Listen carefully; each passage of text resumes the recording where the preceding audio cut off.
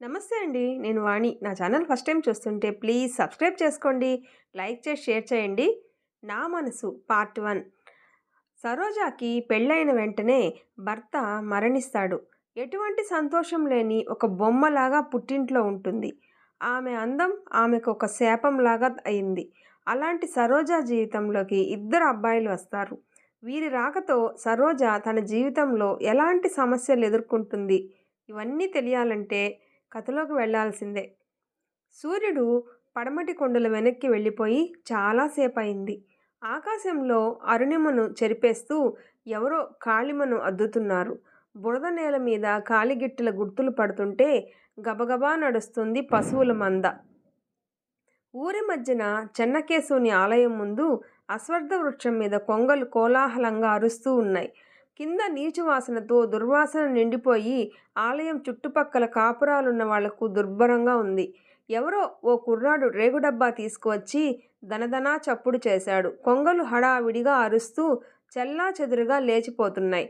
సరోజ చేతిలో చిన్న వెదురు బుట్టతో ఓ చేత చీర కుచ్చిళ్ళు పైకి పెట్టుకొని బురద నేల మీద పట్టి పట్టి అడుగులు వేస్తూ పశువుల మంద ఎదురు కావడంతో ఓ పక్కకు తప్పుకొని నిలబడింది. మంద ఆమెను దాటిపోయేసరికి 5 నిమిషాలు పట్టింది. ఆలస్యమైపోతుంది అన్న కంగారు ముఖంలో వ్యక్తమవుతుంటే గబగబా కోనేటి వైపు నడిచింది సరోజ. పూజా ద్రవ్యాలు బుట్ట మెట్ల మీద జాగ్రత్తగా పెట్టి నీళ్లలోకి దిగింది. కోనేరు కొత్త నీళ్లతో నిండుగా ఉంది. సరోజ కాళ్ల కంటిన బురద కడుక్కుంటూ పైన ఏదో గోల వినరావడంతో తల పైకెత్తి చూసింది. కోతి మూకలాంటి ఓ 5-6 పిల్లలు ఎవరినో తరుముతూ ఉన్నట్లు కనిపించింది. వెనక పిల్లలు గోల చేస్తూ తరుముతూ ఉంటే అతడు కోనేటి గట్టు పొడవునా పరిగెడుతూ ప్రదక్షిణలు చేస్తున్నాడు. ఏదో విహ్వలంగా వికృత స్వరంతో అరుస్తూ ఉన్నాడు. సరోజ బుట్ట తీసుకుని గబగబా కోనేటి మెట్లు ఎక్కి వచ్చింది. ఆ కోతి మూకలో సరోజ పెద్దన్నయ్య కొడుకు సతీష్ కూడా ఉన్నాడు. సరోజ కోపంగా గట్టిగా పిలిచింది, సతీష్ సతీష్ అని. సరోజ స్వరం వింటూనే సతీష్ పారిపోయాడు. మిగతా పిల్లలు సరోజ నిత్యం ఈ వేళప్పుడు గుళ్ళో పూజ చేసి పెట్టే బెల్లం ముక్క కోసం గుడివైపు పరుగు తీశారు. ఒక కుర్రాడు మాత్రం వెళ్లకుండా ఆ పిచ్చివాడి వైపు కొంటిగా చూస్తూ నిలబడిపోయాడు. ఏం చేస్తున్నారా మీరు? ఏం లేదు సరోజ పిన్ని. ఏం లేకపోవడం ఏమిటి? ఆయన్ని ఇందాక సతాయించలేదు? సరోజ చెయ్యి పైకి లేచి ఆగిపోయింది. ఎవరో పిచ్చాడు పిన్ని. 3 రోజుల నుండి ఊళ్ళో తిరుగుతూ ఉన్నాడు. నీ పేరేమిటి? మీదే ఊరు అని అడిగితే అలా పిచ్చిగా అరుస్తూ పరుగులు పెడుతున్నాడు. నీ చేతిలో ఆ రాయి ఏమిటి? వాడు కంగారుగా ఆ రాయి పారేసి పరుగెత్తిపోయాడు. సరోజ గుడివైపు నడిచింది. పిచ్చివాడు గుడి ముఖద్వారం గడప మీద కూర్చొని ఇందాక పరిగెత్తడంలో కలిగిన అలసటతో ఎగపోస్తూ ఉన్నాడు. సరోజ గడప దాటబోతూ ఒక్క క్షణం ఆగి అతడి ముఖంలోకి పరీక్షగా చూసింది. 25 ఏళ్లు మించని వయసు. చొక్కా చిరిగిపోయి ఒంటి నిండా పీలికలై వేలాడుతూ ఉంది. గడ్డం బాగా మాసిపోయి ఉంది. కళ్ళు గుంటలకు పోయి దీనంగా చూస్తున్నాయి. మసిపేలిక ఒకటి నుదుటికి కట్టాడు. అయినా కనుముక్కు తీరు ఎంతో అందంగా ఉంది. ఒళ్ళంతా మట్టితో మరకలతో నిండిపోయినా అతని తెల్లని వర్చస్సు దాగడం లేదు. పిచ్చివాడు తన ఆయాసాన్ని మర్చిపోయి సరోజ కళ్ళల్లో కళ్ళు నిలిపి ఆసక్తిగా చూడసాగాడు. సరోజ త్రుళ్ళిపడి చటుక్కున చూపు మరల్చుకుంది. పాపం ఎవరో అభాగ్యుడు. ఒక నిట్టూర్పు విడిచి లోనికి నడిచింది. ఆ తర్వాత దైవారాధన, ప్రదక్షిణ, నమస్కారాలు రోజు కంటే వడివడిగా ముగించి గర్భగుడిలోంచి యువతలికి వచ్చింది సరోజ. పిల్లలు చేతులు కట్టుకొని వినయ విధేయతలతో వరుసగా నిలబడి ఉన్నారు బెల్లం ముక్క కోసం. ఆ పిల్లలకి చివరగా పిచ్చివాడు కూడా అదే భంగిమలో నిలబడి ఉన్నాడు. సరోజ వరుసగా బెల్లం ముక్క చేతుల్లో వేస్తూ అతడి ముందుకు వచ్చింది. అతడు పొట్ట మీద నుంచి చొక్కా చటుక్కన పైకి తీసి ఆకలి అన్నాడు. వీపుకు అంటుకుపోయిన అతడి పొట్ట చూసేసరికి సరోజ హృదయం చెయ్యి పెట్టి కలిచినట్టయింది. కరుణతో కళ్ళల్లో నీళ్లు నిలిచాయి. బాబూ, నీ పేరేమిటి? అడిగింది దయగా. బాబు చిత్రంగా నవ్వాడు. ఏ ఊరు బాబూ? ఆకలి మరోసారి అస్పష్టంగా అన్నాడు. ఆకలేస్తుందంట సరోజక్క. బెల్లం ముక్క పెట్టు కిసుక్కున నవ్వాడు రాజు అనే కుర్రాడు. రాజు, తప్పు కదూ, అలా హేళన చెయ్యొచ్చా? పాపం ఎంత ఆకలిగా ఉన్నాడో. సరోజ మామూలుగా అయితే వచ్చే ముందు 2 నిమిషాలు మంటపం మంచున కూర్చొని లేచేది. ఈరోజు కూర్చోలేదు. నాతో వస్తావా బాబూ, అన్నం పెడతాను అంది పిచ్చివాడితో. ఏదో తమాషా మాట విన్నట్టుగా కిలకిలా నవ్వాడు అతడు. ఇందాక అంత దీనంగా పొట్ట చూపిన వ్యక్తి క్షణంలో అంతలా ఎలా నవ్వాడో ఆశ్చర్యంగా చూసింది సరోజ. ఆకలేస్తుందన్నావు కదా, మా ఇంటికి రా, అన్నం పెడతాను. సరోజ బుట్ట తీసుకొని ముందుకు నడిచి వెనక్కి తిరిగి చూసింది. అతడు నెమ్మదిగా అనుసరిస్తున్నాడు. అప్పటికి చీకటి చిక్కనైంది. దారి కానీ ఇల్లు కానీ కనిపించడమే లేదు. సరోజకు అలవాటైన దారి కాబట్టి గబగబా నడిచిపోతుంది ఇళ్ల సందుల్లో నుంచి. బాబోయ్, చచ్చాను! వెనక వికారంగా కేక పెట్టాడు. సరోజ కంగారుగా వెనక్కి వచ్చింది. ఎదురింట్లో నుంచి వస్తున్న లాంతరు వెలుతురు సన్నగా బయటకు పడుతుంది. అతడు బురదలో జారి పడ్డట్టున్నాడు. బాబు లేచాడు. సరోజ ఈసారి గబగబా ముందుకు నడిచిపోలేదు. అతడి చెయ్యి పట్టుకుని నెమ్మదిగా నడిపించసాగింది. అలా చెయ్యి పట్టుకుని నడిపిస్తూ తమ ఇంటి వాకిటి వరకు వచ్చి ఆగిపోయింది.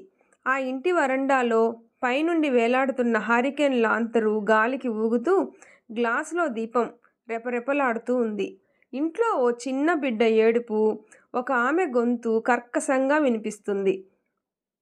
మహాతల్లి ఇంకా ఇంటికి తగలడలేదు. వెళ్ళి 2 గంటలవుతుంది. గుళ్ళో పద్మాసనం వేసుకొని తపస్సు చేస్తుందో ఏమిటో. ఆ దేవుడు ఇంట్లో లేడు కాబోలు. పొద్దు గుకేసరికి గుడికి తయారవుతుంది. వెళ్ళిందంటే ఇంటి సంగతి గుర్తుంటే కదూ. ఇక్కడ ఎవరు చేస్తేయే? ఆ అరిచేది పెద్ద వదిన సుందరమ్మ. గొంతు చించుకోకే శనిదానా, వస్తుంది ఉండు, అత్త వచ్చి అన్నం పెడుతుంది. సరోజకు అప్పుడు గాని ఆ ఇంట్లో తన స్థానం ఏమిటో గుర్తుకు రాలేదు. చప్పున బాబు చెయ్యి వదిలేసింది. సరోజకు 15వ ఏట వివాహం జరిగింది. ఉదయం ఆమె మెడలో మాంగళ్య ధారణ జరగడం, రాత్రి అయ్యేలోపు అది పెటిల్లెన తెగిపోవడం జరిగాయి. పెళ్ళికొడుకు పడిపోయాడు. విడదింట్లో నుండి ఎవరో పరుగున వచ్చి వార్త అందించారు. పెళ్లికూతురు తప్ప అందరూ విడిది వైపు పరుగులు తీశారు.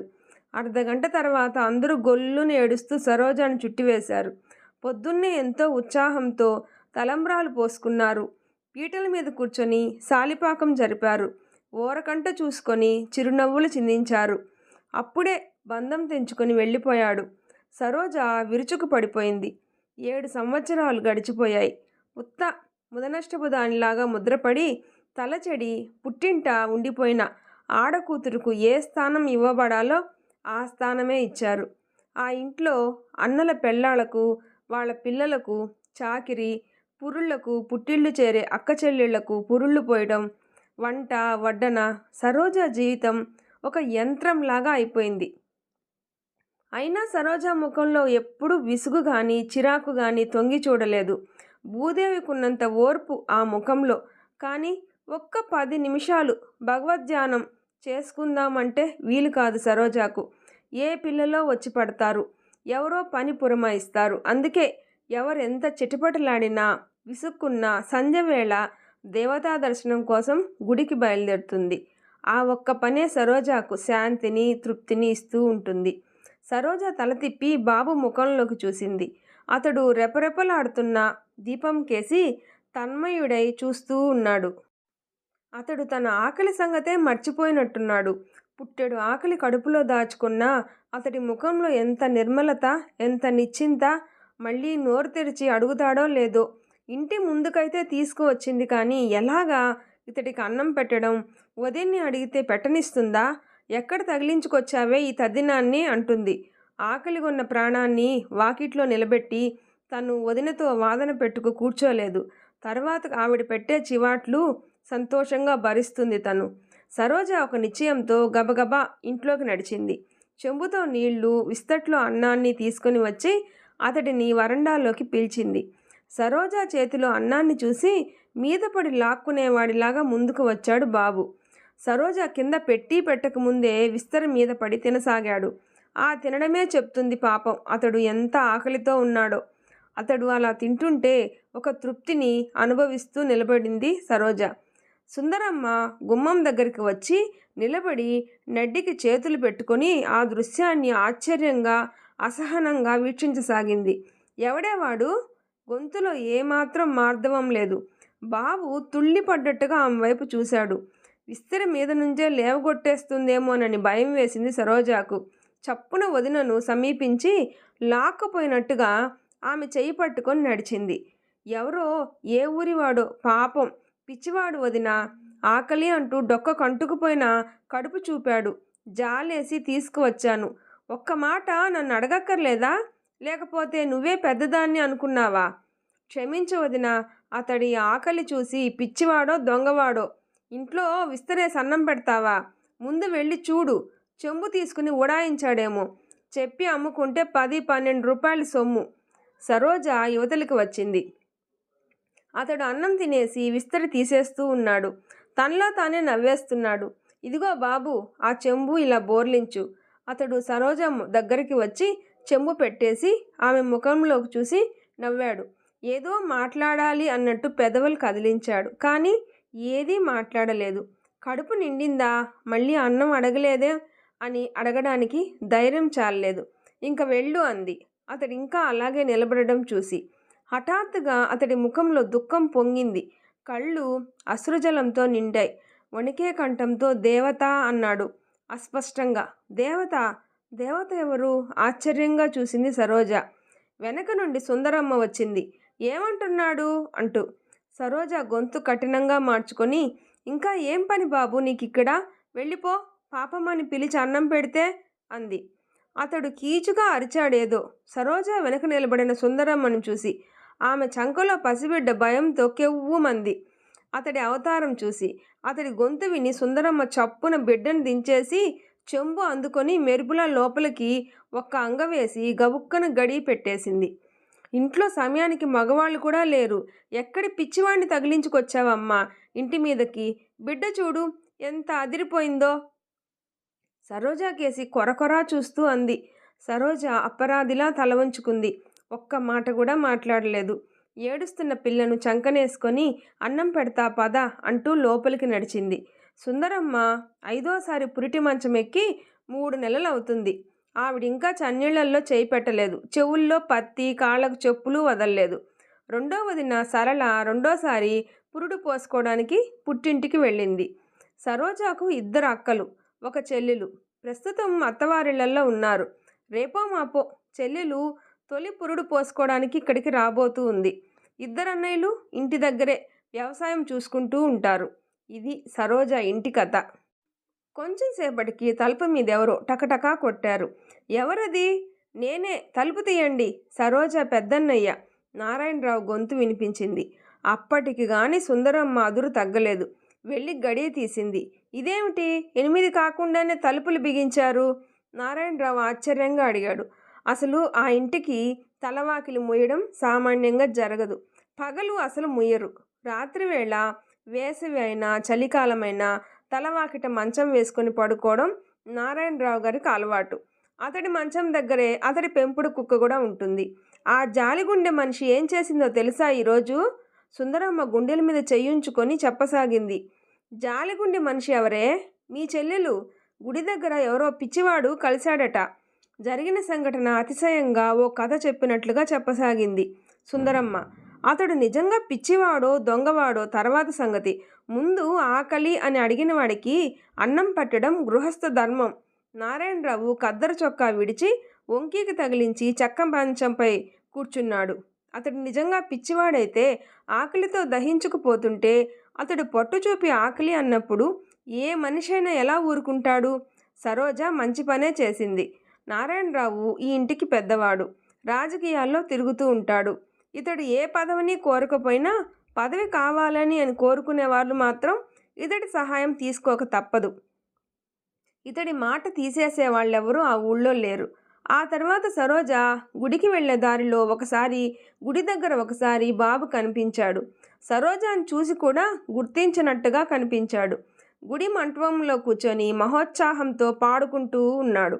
సరోజ ప్రదర్శనలు చేసి వచ్చి మంటపంలో ఓ మూల స్తంభాన్ని ఆనుకొని కూర్చొని కళ్ళు మూసుకుంది. పిచ్చివాడి అరుపులతో దరువులతో సరోజ మనసు ధ్యానంలో నిమగ్నం కాలేకపోయింది. ఈరోజు సరోజ పెట్టే ప్రసాదం కోసం పిల్లలెవ్వరూ రాలేదు. బాబు ప్రసాదం తీసుకో. అతడు చెయ్యి చాచలేదు. సరికదా, ముఖం తిప్పి కూడా చూడలేదు.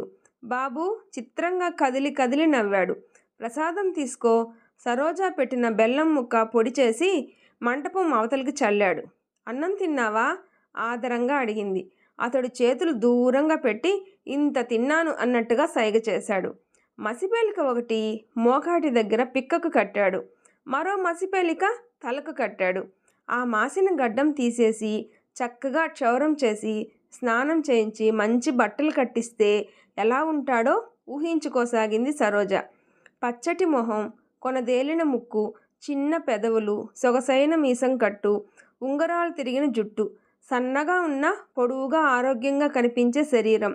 తన ముందు నిలబడిన స్ఫురద్రూపం చూసి సరోజ వితంతు హృదయం ఒక్కసారి త్రుళ్ళిపడింది. దొంగలా అతడి ముఖంలో నుంచి చూపులు తిప్పుకుంది. ఆ ముఖం చూస్తే ఎవరో బిచ్చగాళ్లకు పుట్టి బిచ్చగాడిలా పెరిగిన వాడిలా కనిపించడం లేదు.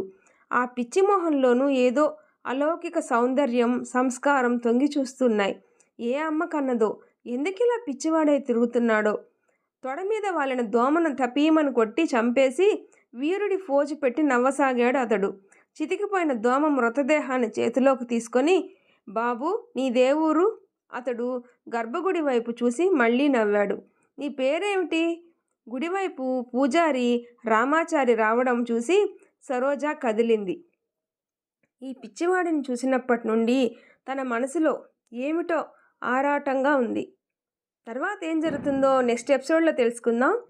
నా వీడియో నచ్చితే ప్లీజ్ లైక్ చేసి షేర్ చేయండి, సబ్స్క్రైబ్ చేసుకోండి. Thanks for watching.